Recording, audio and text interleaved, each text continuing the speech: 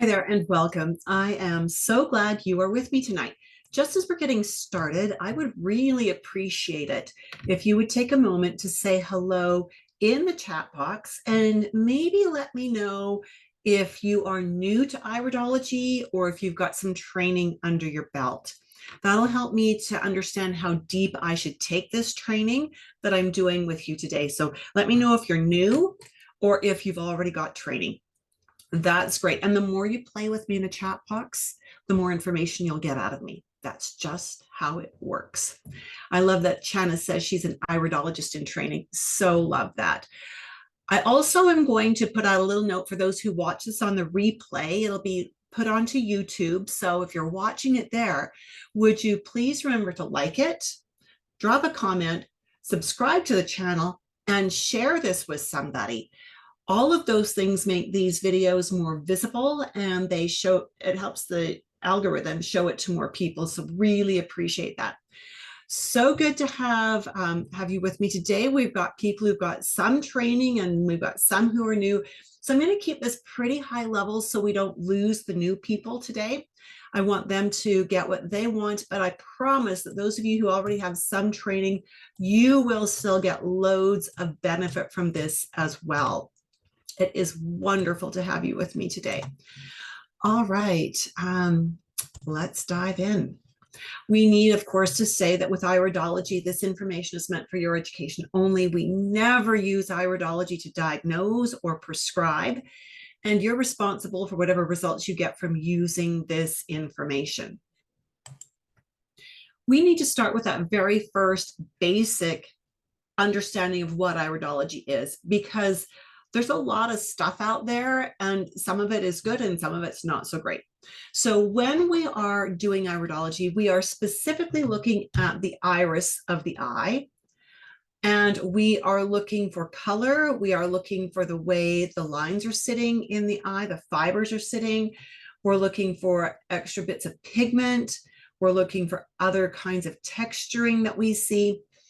And that's the core of iridology. But as a modern iridologist, we also include an assessment of the sclera and an assessment of the pupil. And of course, we're putting this up against what our client's symptoms are. We need to remember that the iris itself is genetic. We didn't do things to put it there. That's what the past 3 to 4 generations have gifted the person you're looking at. What we do see that the person's done to themselves primarily shows up in the sclera.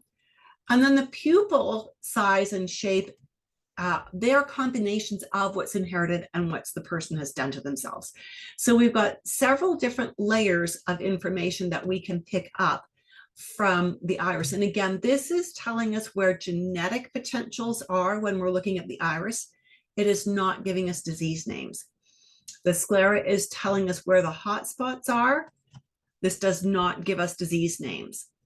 The pupil size and shape also tells us where imbalances are now. It does not give us disease names. I hope I'm making that really clear, that we never use iridology to diagnose a disease.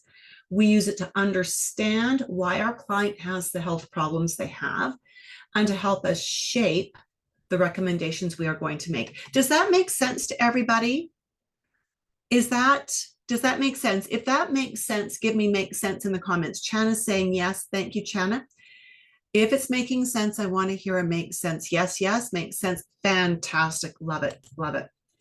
So again, when we're looking at the iris, this is our inherent predispositions.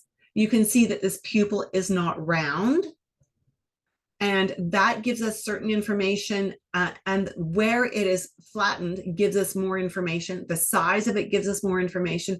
And these are questions we need to ask the client. We need to ask them for more information when we see specific markings. We have the sclera, which of course is showing us where the hot spots are now. And depending on these markings, it may give us an indication that this is a chronic long-standing issue. And that's good information, right? We also are looking for pigment colors, color variations in the iris, different openings in the fiber structure, different fiber structures in the iris. And all of these things give us information with which to ask our clients deeper, targeted, specific questions relevant to their health concerns. Does that resonate with you, that we want to be focusing on our clients' health concerns? If it does, give me a concerns in the chat box. If that resonates with you, that you want to focus on your clients' concerns. Yeah, fantastic. Fantastic. I want to tell you a little story about that really quickly before we move on. When our children were little, when our two youngest children were, I think they were like 6 and 8 years old, our 8-year-old had asthma, and we were working with it holistically, and we had it very under control, but he wanted to do triathlon with me. And we discovered that when he ran, it really aggravated his asthma. So I would do the run leg of his triathlons with him, and I would carry herbs so that if he was getting tight, I could dose them while we were running, right? And so I took him to the doctor, and I said, would it be possible to get an inhaler to use just when he's training, just when he's racing? And we had our youngest daughter there as well. And the doctor did not hear a word I said about my son. He focused entirely on my daughter and focused on something to do with her eyes. And I knew there was no problem with her eyes. The problem he was describing was one I had seen in my son, and I knew my daughter didn't have it. At any rate, I humored our family doctor, our former family doctor, took our daughter to the eye specialist who is trained in vision therapy as well as sight. And she worked her darndest to try to create the problem that the family doctor said he saw. And she couldn't replicate it. And I agreed with her that it was not there. As a result, we've never gone back to that family doctor. He didn't listen. He wasn't hearing my concerns. And so I think it's really important in this day and age that we hear our clients' concerns. When our clients go to a doctor, I don't know what it's like where you are. Here, you're lucky if you've got 10 minutes with your doctor. Lucky if you get that. Doctors here have signs on the wall that say you're limited to speaking about one problem. If you've got 2 problems, book another appointment to talk about the second one, right? So people are not being heard. So we need to listen. When we do iridology, we want to do this because it will help us to assess our clients more quickly and accurately. And that is not so we can rush them out the door. It's so that we can have more time to develop good rapport, to really hear what our clients are saying. When we as practitioners do iridology, it helps us to stop working unpaid overtime. Now, I want to know, and this is a little bit vulnerable, and I get it. If you want to private message this one to me, you're welcome to. How many of you are seeing clients and you gather information from them, and then you go off and you maybe spend an hour or 2 or 3 of your own time combing through the information, putting together a protocol to either email out to them, to deliver to them in a phone call, or to deliver at their next appointment? How many of you do that? If you do, give me just an I do in the comments. Are you creating your program assessments and protocols outside of your client appointment time? I do is what I want to see, if that's you. And you can PM that to me if you're embarrassed. And you got to know that probably 80% of practitioners work that way. None of you are doing that. Congratulations. You are, China says, nope, but I know many who do. There you go. There you go. Challenge with that is the time that you're not with your clients is probably time you're not actually being paid for, right? And that's time you could be seeing other clients. So we want to stop that. And iridology can do that. Sanyan says, I do often. Oh, Sanyan, let's help you stop that. How would it feel to get your programs your clients assessed and programs created while you were with your client, rather than spending extra time? Would that feel good? Would that feel good? Yeah, fantastic. So a couple of reasons for doing this. The first one is that when you spend 2 or 3 or 4 hours creating a program, you are giving your client way too much information, and it will make it difficult for them to follow through. They may say they want it all until they feel snowballed, overwhelmed, bamboozled, however you want to describe that. And then they are going to have analysis paralysis. They won't do any of it, or they'll choose the easiest thing to do, and that's usually not the most impactful thing to do.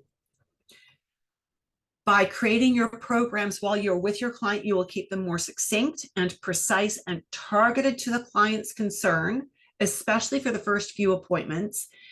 And because they will be so targeted and so laser focused, they will be much narrower, which means fewer things for your clients to do, but you will then choose the things that will be the most impactful. You might choose one or two very specific, impactful things. Client has more success doing this. They may not be 100%, but if they're 75 or 80%, will they see results? Of course they will. As they see those results, they feel that success, they want to keep coming back to you. I have clients who have been with me for over 4 decades now. Over 4 decades. I've got many second and third generation clients now. And it's so exciting to see how this works. Again, when we do iridology the way I teach it, I'm going to give you just a real high-level overview of the 3 constitutions today. It will help you to create faster and deeper rapport with your clients. You'll be able to see more clients with less energy and less time investment, but get better and faster results for your clients. How's that sounding? How's that sounding? What does that mean? Well, if you can do your client protocols without spending extra time, you can see more clients, which increases your income without you raising your fees. Or maybe it means you can actually take a vacation, take a nap, go work out at the gym, right? Those are the kinds of things that you pick how you're going to use the extra time or the extra income, whichever or maybe a bit of both, right? You pick. So this is me. You can see me on your camera anyways. And with the way I teach iridology, you will assess your clients more quickly, more accurately. You'll develop better and faster rapport, and you will get rid of that nasty, obnoxious intake form, those pages and pages and pages of questionnaire that nobody likes filling in. They would rather speak with you. They would rather have you ask them questions specific to them rather than you giving them a generic questionnaire to fill out. Right? Do you agree? Do you agree with me that if a practitioner wanted to talk with you for 30 minutes to find out who you are, how you're put together, ask you questions relevant to you, do you agree with me that that would be a more meaningful encounter for you as a client or a patient? Much more personal. Yeah, thank you, Chen. Much more personal. So I am an IPA level 3 certified instructor and iridologist. What that means is level 3 was just added a couple of years ago. I'm one of only 8 level 3 instructors in the world. We have to upgrade our credentials every 2 years. And so I've just sent mine in. I'll be getting my new badges soon. That will be saying 2024 to 2026. I have actually been an iridologist for 4 decades and certified with IPA off and on since 1993, but consistently for about the last 10 years. Really think they are doing great things for promoting iridology and for building its credibility. So, so important. I'm also a master herbalist. I'm a professional member of the Alberta Herbalist Association, and I'm a nutrition professional associated with CanP and CanPro here in Canada. So when I teach, I always incorporate a little bit of herbology, a little bit of nutrition, a little bit of lifestyle. We don't just focus on the eyes because, you know, anyone can assess the way most people do that 1 mark equals 1 problem. And they'll be right maybe 20% of the time. But not everybody can assess thoroughly, connect all the dots, and then create a protocol from that. And that's what I teach. We don't get stuck on 1 mark equals 1 thing. So the first thing to know with constitutional iridology is that we use a map unlike any others. And we use a very simplified is the wrong word for it. We use an essential map. It only shows us what we need to show.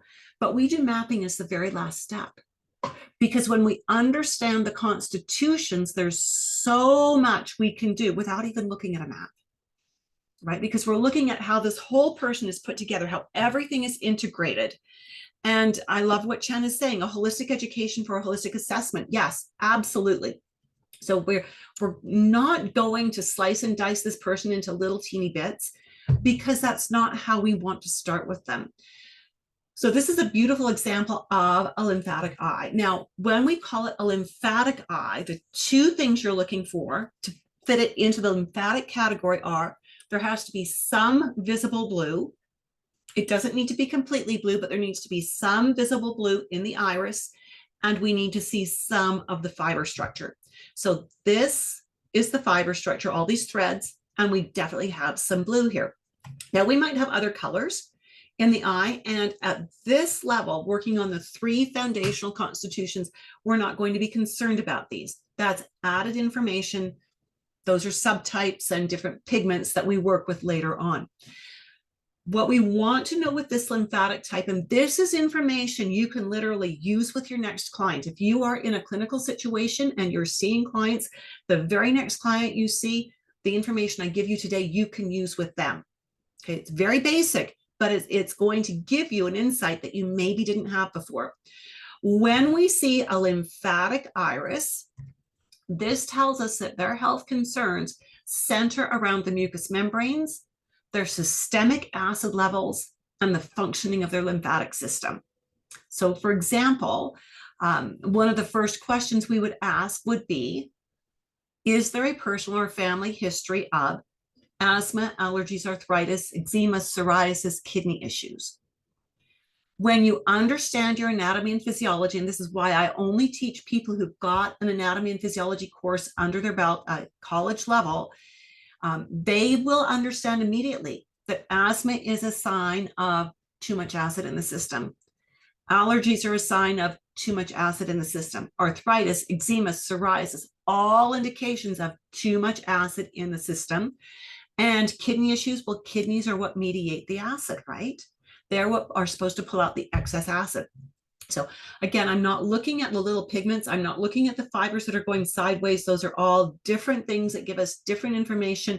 And we look at that when, oops, I didn't mean to do that, when it's appropriate. So we only dissect the client when the time is right, when it's necessary to do so.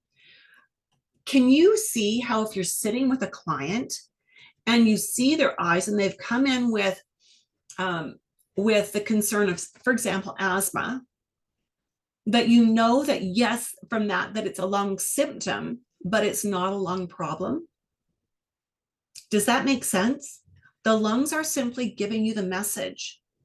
The eyes, if they come in with a lymphatic eye, you know that they're prone to acid imbalance. So now you're going to ask questions to help you sort out, why is the acid imbalanced? Is it a dietary situation? Is it a digestive situation? Is it an emotional situation? And you can begin digging deep to sort out why is this imbalance there. And when you figure out why the imbalance is there, then you understand what to do with it instead of just throwing lung herbs at the person, right? I'm not saying we shouldn't use lung herbs. I use things like that all the time to control a situation while I'm digging deep to get to the root of the situation, right? So again, with these people, we're not looking at the details. We're not even looking at the lung zone because the lung is only the messenger, right? I could take it deeper and would take a quick glance at the sclera, at the pupil shape, and eventually at the iris as well to understand a little bit more about what's going on. But initially, I can do this part of the assessment from 2 feet away. I don't even need special equipment. Oh, you've got really blue eyes and you've got asthma. You've got really blue eyes and you've got arthritis. You've got really blue eyes and you've got kidney issues. Huh. It's because you've got blue eyes. I understand the chemistry of that. This is another lymphatic eye. Notice how different it is from the first one. Can you all see that in here we've got a steel gray blue in behind all of this other color?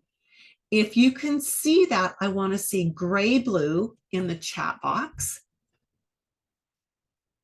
And as much as I love that chat is interacting, I need to see interaction from a few more people or we're going to end up cutting this short. Thank you, Theo. I appreciate that. There we go. Yes, yes. Okay. Thank you very much. So we've got that bit of gray blue that dark gray blue poking through. Again, we've got the blue, we've got the fiber. That means this is a lymphatic eye. All of these other colors teach us about subtypes that are going to modify this person's chemistry. They teach us about organs that want to be out of balance, that want to, again, wreak havoc in certain ways. And as we understand that, we then know that we need to work the lymphatic constitution. We need to do what we need to balance out the acid levels. But we are ultimately, depending on the client's health questions and health concerns, we are going to need to laser in on the various other organs that want to have an impact on the chemistry and the function of the body. So do you know some people who have lymphatic eyes? If you do, give me people in the chat box. If you know some people who have lymphatic eyes, so if they've got any blue, they're lymphatic. Yeah, fantastic. So as we're talking about this, you can be thinking about them if you know their health, and you can be beginning to think, how would this apply? So people with a lymphatic constitution are also a little more prone to thyroid issues, even when there are no indicators in the thyroid reaction field. Now, I want you to lean back on your anatomy and physiology as I go through this, because what we know is the thyroid, parathyroid imbalances can lead to calcium assimilation issues. We also know we need adequate dietary acid to assimilate calcium. And 9 times out of 10, our lymphatic people will not have they won't have digestive acids. That'll lead to them being over acid, and it's going to mess up with how they assimilate calcium. And that's going to mess up how their thyroid and parathyroid work. So this is why anatomy and physiology is so important. So you're going to need to ask questions around their personal and family history of thyroid and parathyroid issues and bone health, if those questions are relevant to the moment. I find that typically on a first, second, third appointment, I'm staying very laser focused on what my client has asked for. We get them making some really good forward progress. We get them feeling really great by about the end of 4, 6, 8 weeks. And then I can start branching out, and I can go a little deeper, and I can say, okay, we've dealt with this, or we're dealing with this main issue. Are you seeing any other issues coming up? And they will often say, yeah, well, now that I don't have headaches every day, I realize I have gut pain all the time, right? And now we can work on that. Or I can look at their eyes and I can say, we've got good progress happening in these areas based on your symptoms. And you said that family history is blah, blah, blah. Your eyes suggest that you might be going in the direction that your family history has gone in. Do you want to begin working to stop that? Do you want to begin mitigating that situation? And because I've earned their trust on those first several appointments where we've gotten good progress, they're moving in the right direction, I can now branch out and work on health in general based on priority, based on what would have the biggest impact. Right. And I'm still doing the appointments in the scheduled amount of time. I'm going back to their original eye photos for at least that first year. And because we're working on different things, I can assess the same photos in a slightly different way. Right. So useful. Our goal here isn't to use iridology like some sort of a crystal ball. This is not a party game. This isn't a guess what's wrong with me. I've had some people say, yeah, the last iridologist I went to, I didn't have to say a word. They just looked at my eyes. Well, that's the way we did iridology 30 years ago. And it didn't work very well. Just saying. That was the old Jensenian North American model. Now we're doing constitutional. And with this, we're understanding where the client is more resilient, where they're less resilient, how their nutrition is impacting their resiliency, how their lifestyle impacts their resiliency. We're able to guide them more cleanly and directly with the supplements and the herbs that would be beneficial for them. Along the way of doing this, of course, their symptoms will subside. We will begin to rebuild their health. We will never erase markers out of the eye. The markers in the eye are genetic. They're going to stay there. They're not disappearing. And I don't care that they don't disappear. What I care about is that my client is feeling better, that my client is getting results. Does that make sense to you, that we're not after changing the eye color? Because we're not going to do that, but that we're after improving health? If that makes sense, give me a thumbs up on that one, either an emoji or just give me the word thumbs up.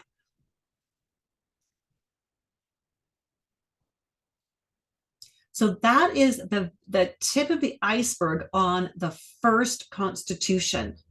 We'll do the other two, and there are several subtypes, which we are not going to go into, and other markings and fiber structures and lots of other things, lots of detail. This is what one of my students said. She's a naturopath from Australia. She said, I'd already taken iridology as a part of my studies as a naturopath. However, Judith's course, we've changed the name recently to dynamic iridology, surpassed my previous training in structure, content, delivery, documentation, and support. So she studied iridology in her naturopathy school. Iridology has certainly reduced the time required for prioritizing a treatment plan. Iridology, without a doubt, has been a huge game changer to my practice. Love that. So good, so good. Okay. The next type we are looking at is the hematogenic type. Now, we would consider this to be the true brown eye. The hematogenic type will have no blue in the iris. You might see blue hanging off on the sclera. We're not talking about that. We're talking about just in the iris. And there will be no visible fibers. Sometimes we'll have an eye that looks like it's brown, but when we get it under significant magnification, it's like, oops, I see fibers in there. And that's going to take it out of the hematogenic type. So with our hematogenic types, these people, their key concerns will be blood and liver. Those are their inherent predispositions. Most of their health problems will tie back to something to do with the blood formation, blood chemistry, or liver function. So do you know people who have hematogenic eyes, true brown eyes? If you do, give me HEMA, H-E-M-A, in the chat box. HEMA. HEMA, yeah, you do? Fantastic. And, you know, some of that is going to depend a little bit on where you live on the face of the planet. Where I live and my clientele is primarily Caucasian, so I don't have a ton of HEMA eyes. I've had lots of students from the Eastern US and from the Southeastern US where most of their clientele have hematogenic eyes. And so you're going to find that the percentage of people with each of these eye types will vary dramatically based on where you live. So people with hematogenic eyes, and notice that when we're talking about fiber, we're talking about the surface fiber. This is called a lacuna, and we can see fiber in this lacuna, but this is a special case because this is the top layer of fiber is opened up, it is separated, and we're looking down a layer.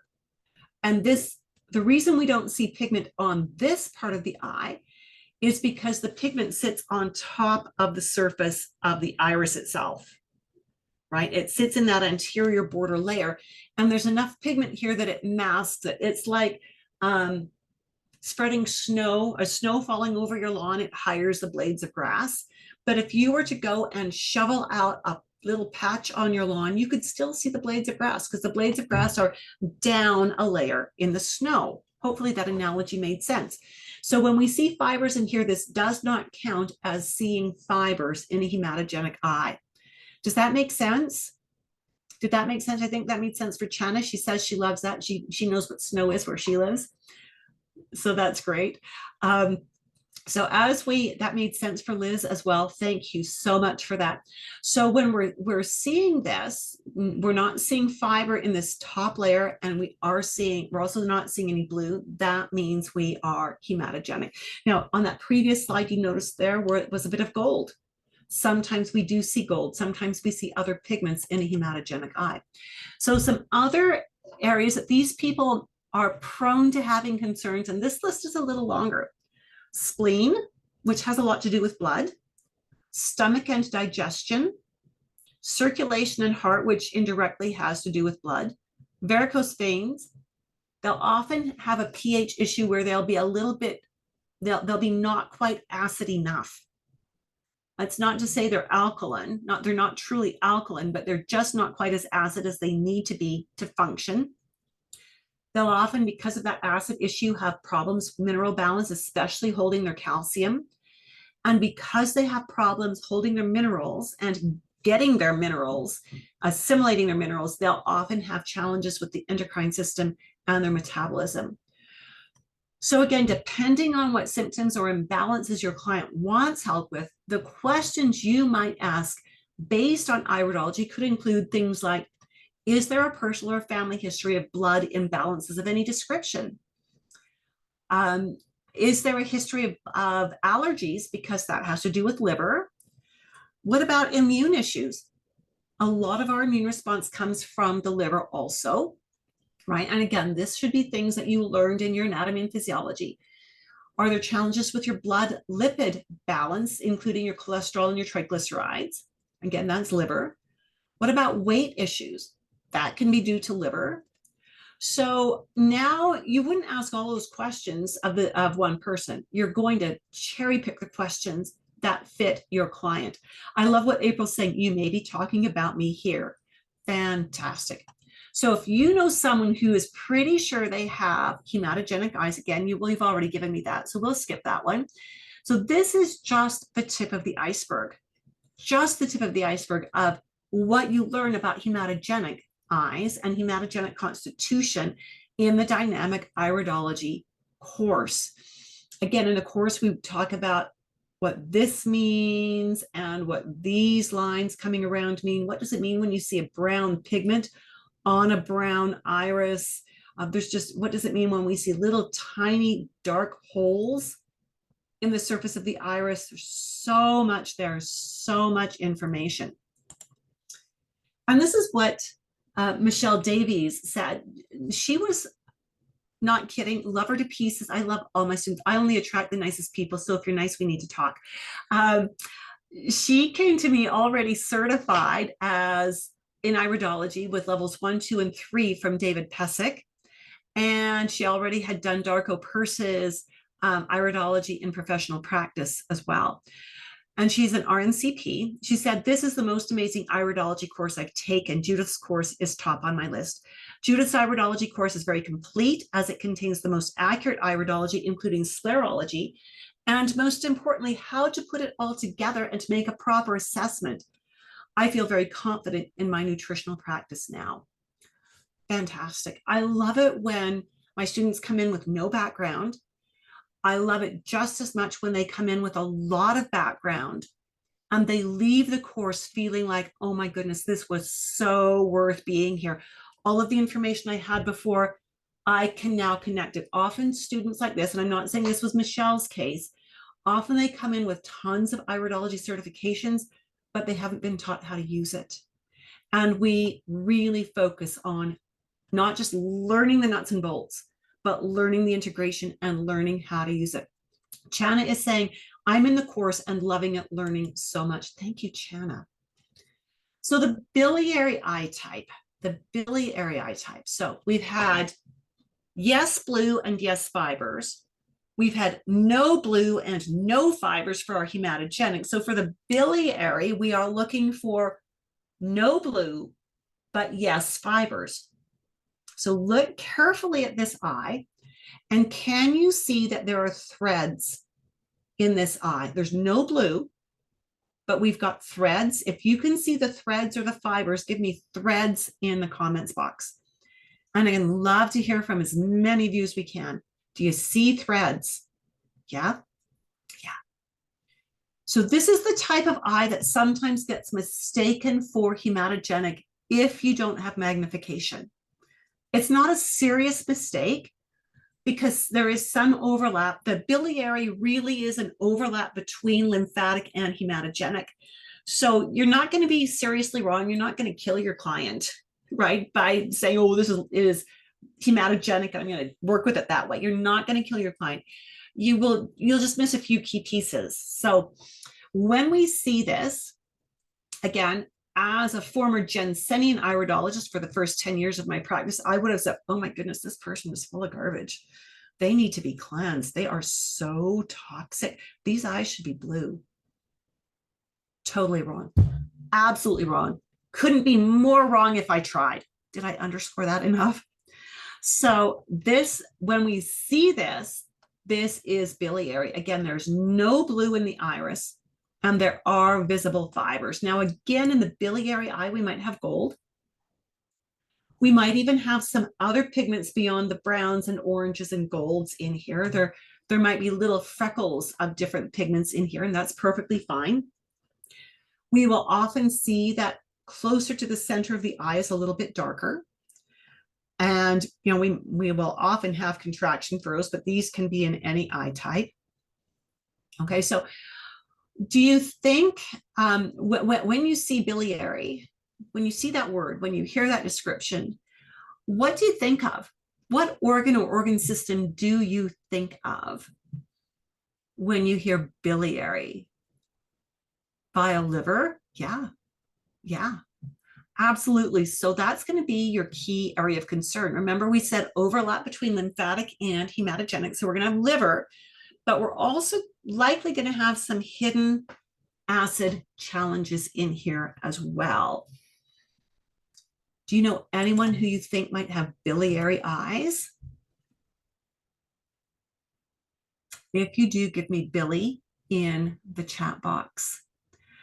So some questions to ask here are going to center around the personal and family history. Remember, we're always interested in family history as well, immediate family and going back a few generations.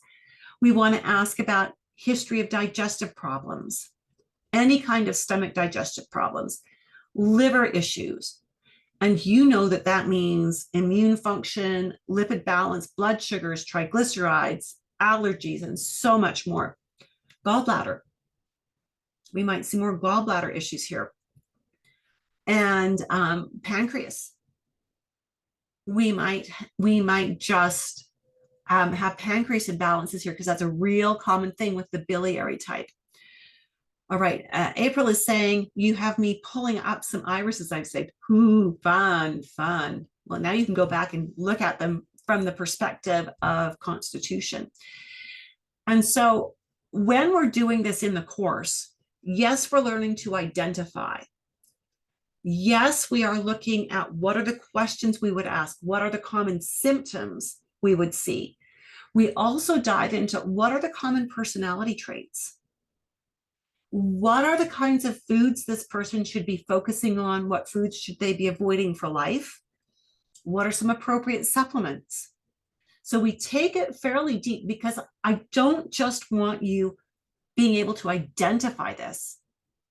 I want you to be able to work with it, to put the I with the client's symptoms, ask and use those two things to ask the right questions, to then draw on or use nutrition training or the tips that we give you in the class or herbal training or lifestyle training, right? So important that you learn how to apply. I hear this from a lot of students. I have had quite a handful of students who have certified even with other IPA instructors, and they've known enough to pass the test and get certified themselves, but they were never trained or taught or mentored in how to actually use it in clinical application. And their other instructors have said, well, you'll figure it out. It's like, no, I'll teach you. And so they enroll in my course. We add to their knowledge and we teach them how to integrate this. So important. Has this been good so far? Chana's saying, thank you for teaching. You are welcome, Chana. Has this been good so far? What has been your biggest takeaway so far? Liz is saying yes. What is one piece that you've taken away from this that you are going to be able to use with your next client? the snow and the grass. You like that analogy. I just came up with that one on the spot just for you, Chana. If you don't have snow, figure out another analogy. But where we live, we got lots of snow, lots of snow, lots of snow, and minus 30 today. So just saying. All right. So what has been your biggest takeaway today? Is there one piece here that you're going, wow, I can use that today? I want to know what that was. This is another one of my graduates who is also certified. And she said, I just returned from a regenerative detox course where iridology is implemented. She's a CNHP. She specializes in gut health. And she says, I spread the word about what a wonderful teacher you are. Most people I taught with did not have anywhere near the same experience with their iridology education. No support. They have unanswered questions and a lot of confusion. Mostly they finished their classes not knowing how to implement what they'd learned, just like I said, right? I feel so absolutely blessed to have been taught by you. I feel totally supported, even still, as I have graduated almost 5 years ago now. I don't think there's anyone out there practicing, educating, and teaching iridology like you. Thank you from the bottom of my heart. I'm eternally grateful for your never-ending patience and practice. I love that April has said her takeaway is the iris cannot be changed. It's driven by genetics. I cannot tell you how many clients in my early days I got frustrated working with because I'd given them a program. It was a good program. It was an all-encompassing program. If they would just follow it, their eyes would change. I know they would because that's what I was taught. And many of them made valiant efforts to do the homework, to do it just like it just about broke them, right? It was hard work. We never saw one change. And that was the straw that broke the camel's back here. It's the one that made me think, that's it, I'm leaving. I'm not sticking around for iridology. I've been lied to. This doesn't make sense. And that was when I got to learn constitutional iridology. And it was, oh, this is what I've been looking for. This is the tool I need, right? And that's why I studied that, certified, ran with it. Karen went on to say, when I asked her, how did learning constitutional iridology help you in your business? It has helped me to understand the relationships between different organs and organ systems more in depth. Iridology also gives me an advantage of seeing the potential for different genetic traits and qualities that may be underlying. By observing the constitution, for example, you can extrapolate how the person's body will likely respond to applications of healing methods. Therefore, it has helped me to expand my knowledge and increased efficiency at providing more precise recommendations for health-oriented options. I love that Katrina is also agreeing in the chat box and saying she agrees with April that what she's taking away is the iris cannot be changed. It's driven by genetics. So again, with dynamic iridology, you'll learn how to assess your clients more quickly and accurately. Stop working the unpaid overtime to create your programs. Stop overwhelming your clients with those over-the-top, undoable programs. Create programs that will increase client compliance, success, and long-term retention. Create faster and deeper rapport with your clients. See more clients with less energy or time investment. Increase your income without raising your fees, and learn iridology at a professional level with full support. The next go-round of the course is starting on January 25th. The course meets once a week and for about 2.25 to 2.5 hours. And then there's all kinds of extra support in between classes and on our private social media groups. Chana is saying, Judith is a great and thorough teacher, and this course is such a benefit. Highly recommend. Thank you. The only way you can enroll in the class is if we have a conversation. And that conversation happens with you booking a time for us to meet over Zoom. And Chana's saying the course is a lot of fun too. And this is not a sales call. I know that you've probably done things like this and you got onto the call and you felt like you were being strong-armed into something that you weren't sure was something you wanted to do. That is absolutely not the way this is. Think of this as a virtual cup of tea where we can talk about who you are, where you're at, what your goals are. Do you have the anatomy and physiology you need to come into the program? And if you and I both agree that this is a good fit, then I will give you the link to enroll in the course. If I don't think it's a good fit for you right now, I will absolutely coach you and give you a different direction. Maybe you need to upgrade your A&P. I had one client, one prospective student who wanted to take the class. She was 7 months pregnant. She was going to have a scheduled C-section because of some health complications. And she thought she was going to enroll in the class that started a month after her baby was born. And I said, no, you're not. You're going to be healing from a surgery. You're going to have a baby in your arms. I would love to have you in the class. I love your personality. I love your energy. You've got the A&P. Seriously, let's wait until your baby's at least 4 months old before we talk about this. And, you know, when we got to that 1 month, that 1 month after her baby was born, she and I had a conversation. She said, there's no way I could do it. And I said, I know. And that's why I said, let's wait a few months. Let's wait till you're feeling good. Chana's saying she doesn't pay me to promote her. In fact, I'm paying her. Yeah, she paid her tuition. That's right. So book a call and chat with Judith. Thank you so much, Chana. I really appreciate that. One of these days, I'm going to have to start paying Chana. So if any of you actually do decide to enroll in the course, remember Chana's name, because when you enroll, there's a place to put down who referred you. And if you put Chana's name there, I will pay her the commission for that. Yes, go for it, Chana, right? Okay.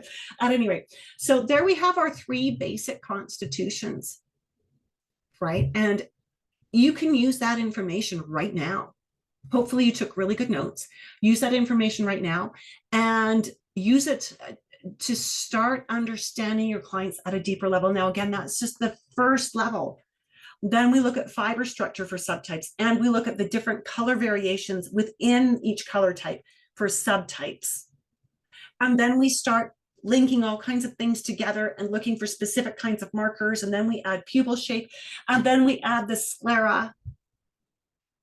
And all of this is guiding us to get better information about our clients, to give them better and better information from us. When you are well trained, an iridology assessment should take you no more than 10 minutes. And I'm going to say you should not be writing reports, right? It should take you 10 minutes. That should give you the opportunity then to spend the next 50 minutes, well, let's say 40 minutes in your client sessions, asking questions, creating a protocol, and then 10 minutes wrapping up the appointment, right? Get it done in an hour. Seriously. I love what Chana says. Iridology is a puzzle, a very fun and informative puzzle. You're putting together the pieces because you understand the body. So some of you were really active on the chat box. Thank you for that. For everybody, any final questions before we wrap up today? That was a ton of fun. I hope you've learned something. If you feel like you learned something of value in our time together, just give me a thumbs up in the chat box. April says, great session. Thanks. That'll work. That's as good as a thumbs up. Chana, of course. Liz, yeah. Fantastic. Anybody else feel like it was worth their time being here? Give me a thumbs up. That's your basics of, do I have a promotional position available? I'm thinking about it, Chana. Sanian says, thank you. It was really helpful. So good to hear that. And Katrina gave it 3 thumbs up. Whoa, so good. Thanks for that. Excellent. Yeah, so there we have it. That was your introduction. Do you offer classes with no medical experience? Venus, you have to have anatomy and physiology under your belt. I don't care if you have medical experience or not, but you have to have a college level anatomy and physiology course. If you don't have that, there is a course that I recommend. I will tell you, it is tough and it is self-driven. Like you don't have a weekly class with it, so you learn it on your own. And then there's quizzes and there's projects and there's a final exam. And I find that my students who complete that anatomy and physiology course, if they had no other A&P background, they do so well in dynamic iridology because they wanted it bad enough to put in the time and just sweat the bullets, right? So if you need that link, you can reach out to me, and I'm very happy, Venus, to share the link for that course with you. And I don't even get commission for recommending the course. It's just a really solid course. I've worked with so many students who've done it that I have great confidence in it. Veronica's also in the course. She says, love, love, love this course. Thank you, Veronica. So appreciate that. So thank you for being here. And I hope that wherever you are not freezing to death like we are here in Southern Alberta right now. And alrighty, Venus, I will grab your email address off your registration from today, and I will send you the information for that anatomy course. All right. And we'll get you headed in the right direction. I'm going to make a note about that. Venus needs the A and P link. Got it. Okay. Have a fantastic day. Keep hanging out with me. And for those of you who are interested in looking at the January start date, you've got your A and P already under your belt, then please, please, please take that link that I put into the chat box. I hope that went through to everybody. And let's get you, did that link go through to everybody? Why am I not seeing it here? It did. Thank you, Janet. Let's have a conversation. Let's see if this is the right time, the right course for you. With that, my friends, have a brilliant day. And we will talk to you soon. Bye for now. And Theo, I did see that you want the ANP as well. I will send that to you as well. And I like what Chana says, bring a cup of tea. Absolutely. We will talk to you soon. Have a good one. Bye for now.